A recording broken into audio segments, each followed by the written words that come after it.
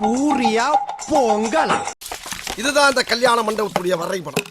இது மணமகன் அறை, இது மணமகள் அறை, இது மணவரை.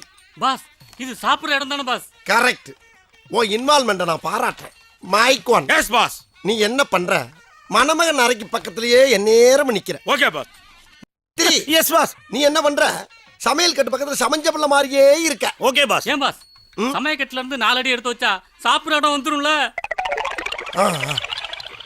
மைக் போர். பாஸ் நீ எங்கடா நிக்கிற? இங்க தான் பாஸ் நின்னுக்கிட்டு இருந்தேன். இங்க நிக்கிறியா?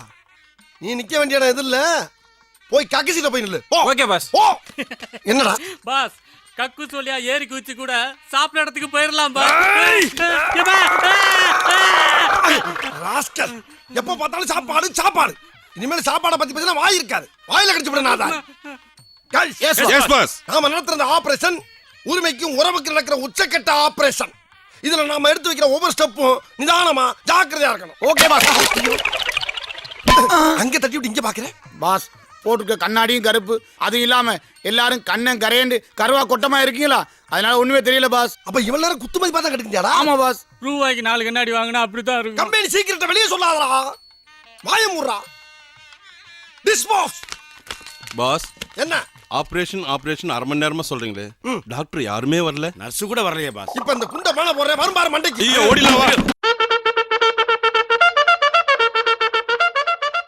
நல்லா இருக்கு. நல்லா இருக்கியா? நல்லா இருக்கு. நல்லா தானே இருக்கியா? அட நல்லா இருக்கு. நல்லா இருக்கும்போது நம்ம நல்லா இருக்கும்போது எதுக்கு யோசிச்சுக்கிட்டு